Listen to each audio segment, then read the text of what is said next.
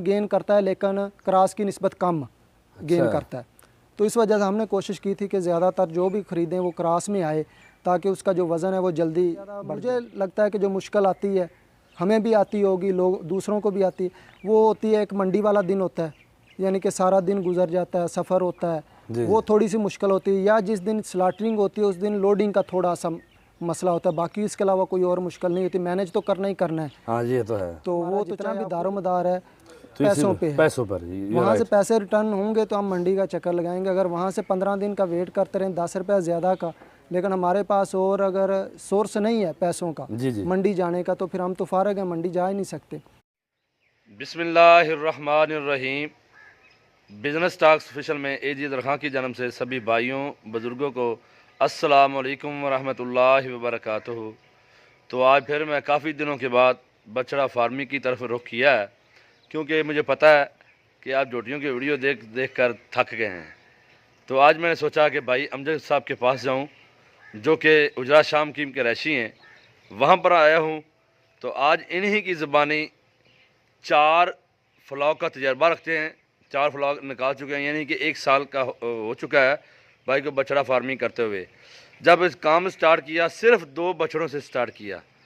देखें आज अल्हम्दुलिल्लाह 48 बछड़े हैं जो मेरे पीछे आपको नज़र आ रहे हैं।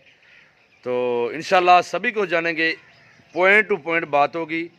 इंशाल्लाह आपको ज़रूर फ़ायदा होगा। वीडियो को कहीं भी स्किप मत कीजिएगा।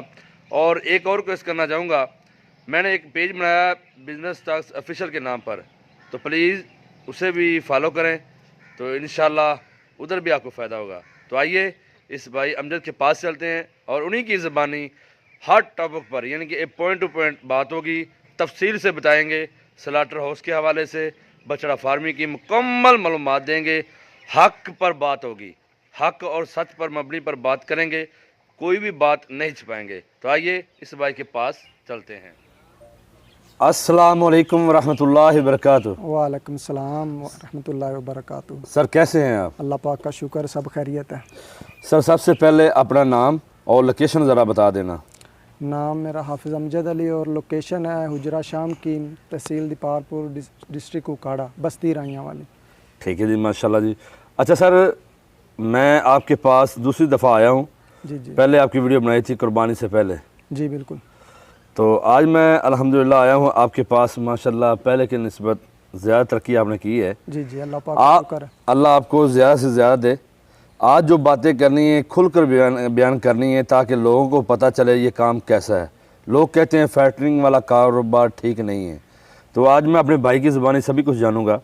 अच्छा, पहली बात तो ये, आपका एक्सपीरियंस कितना हो चुका है बछड़ा फार्मिंग के हवाले से? कितना फ्लॉग निकाल चुके? 10 माह का एक्सपीरियंस है। अच्छा, अगर रेगुलर बेस पे करूँ तो। लेकिन जब पिछले 2019 के नवंबर में हमने स्टार्ट किया था 2 बछड़ों से। अच्छा, काम आपने 2 बछड़ों से स्टार्ट किया? हाँ जी बिल्कुल। 2019 में ये नवंबर का महीना था, तो उस वक्त 2 बछड़ों से स्टार्ट लिया था। अच्छा अच्छा। तो इस वक्त माशाल्लाह 48 बछड़े हैं। माशाल्लाह। हाँ जी। इसका मतलब ये हुआ कि लोगों को पता ये चले। मैं अपने भाइयों से भी ये कहना चाहूँगा, 2 बछड़ों से काम स्टार्ट किया, आज अल्हम्दुलिल्लाह 48 हैं, यानी कि 48 बछड़े मौजूद हैं। जी जी माशाल्लाह। 2 बछड़े आपने कुर्बानी वाले खरीदे थे या फैटरिंग वाले जानवर थे? नहीं, वो फैटरिंग वाले थे, यानी कि स्टार्टिंग थी उस वक्त, वो कोई बजट का मसला था तो फिर ज़्यादा परचेज़ नहीं कर सके थे। जी जी। तो फिर वो 2 से काम चलाया था, लेकिन फिर बाद में जनवरी के एंड में आके फिर हमने वो परचेजिंग ज़्यादा कर दी थी। अच्छा, वो जो 2 बछड़ों से, इसका मतलब ये आप कहीं आपने तजर्बा तो नहीं किया उस पर? नहीं, वो तजर्बा भी आप समझ लें या यही समझ लें कि उस वक्त थोड़ा सा बजट इशू था, तो इस वजह से फिर ज़्यादा परचेज़ नहीं कर सके थे। लेकिन वो एक्सपीरियंस भी था कि 2 माह में क्या बचता है या क्या हम इस पे खर्च करते हैं और ये आगे से हमें क्या आउटपुट देते हैं। अच्छा अच्छा, यानी उसका आपको रिस्पॉन्स मिला? जी जी बिल्कुल। जनवरी में आपने कितने बछड़े लिए? जनवरी में हमने जब स्टार्ट लिया था तो उस वक्त 18 बछड़े। 18 बछड़े। 18 बछड़ों में, और यानी कि या 2 बछड़ों, ये नवंबर से लेकर इस नवंबर तक 1 साल हो चुका है। जी जी बिल्कुल। इसमें क्या खोया क्या पाया, ये मेरा अक्सर ये डायलॉग होता है, तो मैं आपकी ही ज़ुबानी पूछूंगा, आपने क्या खोया इन बछड़ों के ज़रिए, क्या पाया है इन बछड़ों के ज़रिए? बिजनेस तो आपके और भी, आप मार्केटिंग भी करते हैं, तो आपने सच बोलना है।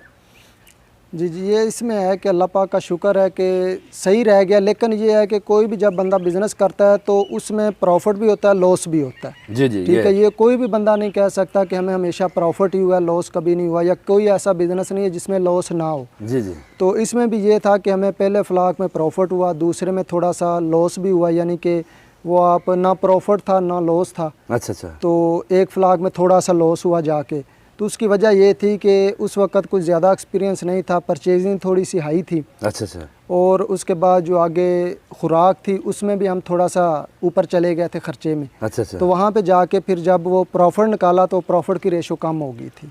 अच्छा अच्छा, प्रॉफिट की रेशो कम होगी, यानी कि एक फ्लाक में ये था कि नो प्रॉफिट नो लॉस पे चला गया था। यानी बराबर में चला गया। हाँ जी, बराबर में चला गया था। अच्छा, एक पहला फ्लाग ये जनवरी वाला ये हो गया। नहीं, जनवरी वाले में प्रॉफिट था, दूसरे वाले फ्लॉक में हमारी जो परचेजिंग थी थोड़ी सी हाई चली गई थी, यानी कि मई के महीने या अप्रैल के महीने में आपका जी यानी जी। जी तो उसके बाद जो तीसरा फ्लॉक आया उसमें परचेजिंग ठीक थी, सब कुछ ठीक था, लेकिन वो जो हमारे उस वक्त हमने रखे थे 55 दिन, अच्छा अच्छा, 55 दिन रखे 90 दिन नहीं रखे थे, 55 दिन जानवर रखे थे। तो 55 दिनों में उसकी ग्रोथ ठीक थी, लेकिन जो हमारे एक्सपेंस थे ना वो हम थोड़ा सा ज़्यादा कर गए थे, अच्छा तो वो नो प्रॉफिट नो लॉस में चला गया था। अच्छा, ये दो बराबर आपके आए हैं, एक बराबर आया है, एक थोड़ा सा लॉस में गया है, एक प्रॉफिट में आया है। यानी कि अब आपको एक्सपीरियंस हो चुका है। हाँ जी, अब अल्लाह पाक का शुक्र है कि यानी कि हर एक चीज़ आस्ता आस्ता कंट्रोल में होती जा रही है। आपने बात की परचेजिंग की, जी जी। परचेजिंग में आपने कौन सी गलतियां ऐसी की मेरे दोस्तों को भी पता चले, ताकि नए फार्मर जो हैं उनको भी फ़ायदा हो जाए, आपकी उन गलतियों से कोई सीखें, वो अभी मेरे साथ शेयर करें ताकि मेरे भाइयों को फ़ायदा हो। परचेजिंग में एक ये था कि हमने एक दफ़ा जानवर ख़रीदे थे, वो छोटे ख़रीदे थे, यानी कि 200 केजी या 150 केजी। जी सर। तो उस वजह से भी यानी कि वो परचेजिंग सही की थी, लेकिन वो जो जानवर छोटे थे तो वो अच्छा। 3 माह में सही ग्रोथ नहीं कर सके थे, तो ये भी एक गलती थी। उसके बाद दूसरी गलती हमारी ये थी कि हमने कंडे से परचेजिंग करना चाहिए और बग़ैर उसका एक्सपीरियंस लिए, यानी कि कोई एक्सपीरियंस नहीं था कंडे का, जी जी। तो हमने कंडे से परचेजिंग की। कंडे वालों ने क्या किया कि उन्होंने पानी वगैरह पिला के फुल करके तो वो कंडे पे चढ़ा दिए। अच्छा। तो वो कंडे से जूं ही उतरे तो 2-3 घंटे के अंदर अंदर वो 20 से 25 किलो वज़न लूज़ कर गए। तो अफसोस। यानी कि वो जाके हमें एंड पे पता चला कि जो हमें लॉस हुआ है वो उस वजह से हुआ है कि हमारी जो परचेजिंग थी उस वक्त जो 20-25 किलो की थी वो एक्सपेंस में चली गई थी, एक्सपेंसिव थी। अच्छा अच्छा, जी बहुत दुख हुआ भाईजान आपको, यानी कि कंडे वालों से आपको मार पड़ी है। जी जी, वो यानी कि कंडे वालों से मार पड़ गई या हमारा एक्सपीरियंस नहीं था कि हमने। बिल्कुल, कुछ मैं आपकी बात काट रहा हूँ क्योंकि गलती इंसान वही करता है जो नया फार्मर है, जी जी परचेजिंग पर ही गलती करता है। जी जी पहली बात तो ये कंडे का मसला बना हुआ है, तो पता नहीं कंडे वालों के या खुद तो करते नहीं, वो भी आगे से लेते हैं। जी जी मैं किसी के खिलाफ बात तो नहीं कर सकता, ना ही इंशाल्लाह करूँगा। पता नहीं, ये तो अल्लाह को पता है या उन लोगों को पता है या जो देते लेकर नहीं, आते कंडे हैं। वालों का कसूर नहीं है, वो जो जानवर बेचने वाले हैं असल में तो वो सारा किरदार अदा करते जी, हैं। यू आर राइट, ये बात आपकी ठीक है। हाँ जी। अच्छा, उसके बाद आपका तजर्बा अब कैसा रहा? तो अभी आपने कंडे वालों से खरीदे हैं, परचेजिंग आपने हर 48 जानवरों की परचेजिंग की है। अब हमने कंडे वालों से नहीं खरीदे, वैसे ही यानी कि वो जो बारगेनिंग करके खरीदते हैं वह उसी तरीके से खरीदे हैं। अच्छा, अंदाजे के साथ। जी जी। तो असल बात ये है कि जो मेरा एक्सपीरियंस है वो ये है कि कोई भी बिजनेस है, बंदा जब काम करता है तो वहाँ से गलती होती है, गलती से तजर्बा आता है, और तजर्बे से जब बंदा काम करता है तो तजर्बे के बाद काम करने वाले का रिजल्ट हमेशा पॉजिटिव आता है। जी जी, बिल्कुल सही है। तो हमारी जब तक गलती नहीं हुई थी तो हमें तजर्बा नहीं हुआ, जब गलती की है तो तजर्बा है। अब तजर्बे से इंशाल्लाह जब आगे काम करेंगे तो उससे बेहतर होगा। इसका मतलब ये हुआ, आपने जनवरी के फ्लॉग में आपने प्रॉफिट लिया, उसके बाद एक बराबर में गया, एक नुकसान में गया, ऐसे ना? जी जी। लेकिन अब अल्हम्दुलिल्लाह आपका एक्सपीरियंस आ चुका है। जी जी, अब तकरीबन हर चीज़ कंट्रोल में जा रही है। कंट्रोल में जा रही है। अब आपको ये भी पता चला जानवर कैसा खरीदना है, जी जी, बिल्कुल कैसा नहीं खरीदना, और कौन सी नस्ल का बछड़ा खरीदना है और कौन सी नस्ल का बछड़ा नहीं खरीदना। बिल्कुल। अब अपने प्यारे भाई से मैं जानूंगा, आपने कौन कौन सी नस्ल के बछड़े खरीदे हैं, यानी कि कौन कौन नस्ल के बछड़ों का इंतखाब किया है? क्रॉस वाला या प्योर में खरीदा है, या आप अपनी ज़बानी खुद बता दें? चलो, प्योर में तो हैं लेकिन बहुत कम है, ज़्यादातर क्रॉस में है, कुछ वलैती क्रॉस में है, कुछ देसी क्रॉस में है, साहिवाल क्रॉस में है। जी जी। यानी कि प्योर देसी बहुत कम है, शायद 1 से 2 बछड़े होंगे जो प्योर देसी हैं। जी क्योंकि ये भी एक एक्सपीरियंस में बात आई है कि स्लाटरिंग वालों ने कहा था कि जो देसी बछड़ा है वो वज़न गेन करता है लेकिन क्रॉस की निस्बत कम गेन करता है। तो इस वजह से हमने कोशिश की थी कि ज़्यादातर जो भी ख़रीदें वो क्रॉस में आए ताकि उसका जो वज़न है वो जल्दी बढ़ जाए, उसका वज़न जल्दी बढ़ सकता है। ये और जी। जो वलैती आप बछड़े लेते हैं, तो अभी आपने कहा वलैती बछड़े मैंने ख़रीदे हैं, तो वलैती बछड़ों का सुना है रेट वहाँ कम होता है, नहीं ये भी ज़रा शेयर कर देता कि रेट कम ज़रूर होता है, लेकिन अगर वलैती बछड़े का वेट दूसरे बछड़ों की निस्बत ज़्यादा हो तो फिर रेट पे कोई कॉम्प्रोमाइज़ नहीं होता। वेट ज़्यादा हो जाता वो है, ये वेट मांगते हैं कि वेट ज़्यादा होना चाहिए, जी। यानी कि दूसरा बछड़ा अगर 300 किलो का आ रहा है तो उसका कम से कम 350 होना चाहिए, जी। तो फिर रेट पे कोई कॉम्प्रोमाइज़ नहीं होता। हमने पिछली दफ़ा भी 3 से 4 वलैती क्रॉस में थे, यानी कि, लेकिन वो सबसे बड़े बछड़े वही थे, तो वो पूरे रेट पे गए, जिस रेट पे दूसरे बछड़े सेल हुए हैं उसी रेट पे वो निकले हैं। तो इस वक्त भी जो वलैती हैं वो 3 से 4 हमने डाले हुए हैं, यानी कि उनका जो वेट है इस वक्त जितने भी बछड़े खड़े हैं इनसे शायद ज़्यादा ही होगा। ठीक है सर, आपने बात की बछड़ों की रेट की स्लाटर हाउस की, जी जी, तो मैं स्लाटर हाउस की ही टॉपिक पर ये बात अब कर लेता हूँ, बाकी बात पेंडिंग करते हैं। जो स्लाटर हाउस पिछली दफ़ा आपने करवाया है, जी जी, किस रेट में करवाया है, वहाँ पर कौन कौन सी मुश्किलात आती हैं, ये दोनों सवालों का जवाब दे दें। पहली तो बात है कि अगर मुश्किलात को देखा जाए तो बिज़नेस को देखा जाए तो मुश्किलात कोई नहीं है, तो अगर बिज़नेस को साइड पे रखा जाए तो फिर हर काम में मुश्किलात आती नज़र आती हैं। जी जी। तो ये फार्मिंग वाले बिज़नेस में जो हमें ज़्यादा मुझे लगता है कि जो मुश्किल आती है, हमें भी आती होगी, लोग दूसरों को भी आती है, वो होती है एक मंडी वाला दिन होता है, यानी कि सारा दिन गुजर जाता है, सफ़र होता है, वो थोड़ी सी मुश्किल होती है, या जिस दिन स्लाटरिंग होती है उस दिन लोडिंग का थोड़ा सा मसला होता है, बाकी इसके अलावा कोई और मुश्किल नहीं होती। मैनेज तो करना ही करना है। हाँ जी, ये तो है, तो वो तो चाहे आप खुद करें या मुलाजम के थ्रू करवाएं, वो तो आपने करना ही करना है। तो बाकी रही रेट की बात, तो इस वक्त जो हमें रेट मिला था वो 490 रुपये था। जी जी। तो 490 रुपये में हमारे वो जितने भी जानवर थे वो 490 रुपये के हिसाब से सेल हुए हैं। यहीं पर मैं बात करूँगा, 490 रुपये पर रेट पर आपके सेल जानवर हुए हैं। जी जी। तो आया कि आपको जो पैसे थे आपके, जो आपका बैलेंस था, वो आपको 8 दिन के बाद मिले, या 15 दिन के बाद, या 1 माह के बाद, या 40 दिन के बाद, या 60 दिन के बाद, इनमें से रेट का भी डिफरेंस होता है, ये भी ज़रा शेयर करना। नहीं, हमने 3 फ्लाक निकाले हैं। जी सर।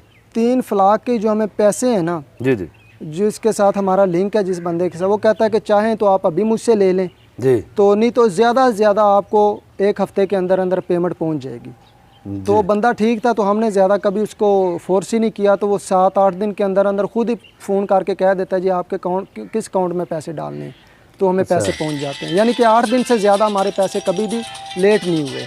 8 दिन के ज़्यादा आपके कभी लेट नहीं हुए? जी जी, बिल्कुल ऐसे।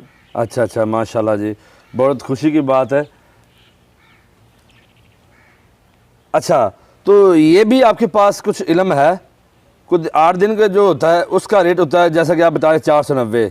अगर मैं चला जाता हूँ 15 दिन के बाद, मुझे किसी ने बताया है कि 15 दिन में रेट और होता है, 60 दिन का और होता है, 1 माह का और होता है, ये आपके इल्म में है? क्योंकि आपने 3-4 दफ़ा स्लाटरी कराए हैं जानवर, इसके बारे में भी ज़रा। फिलहाल हमें इस तरह की कोई ऑफ़र नहीं की गई कि आप अगर 8 दिन के बाद पैसे लेंगे तो ये रेट मिलेगा, 15 दिन के बाद लेंगे तो ये मिलेगा। हमें पहले दिन जब लोडिंग करनी होती है स्लाटरिंग के लिए, तो उस वक्त ही वो रेट बता दिया जाता है कि आपको इस रेट पे हम आपसे जानवर ख़रीदेंगे।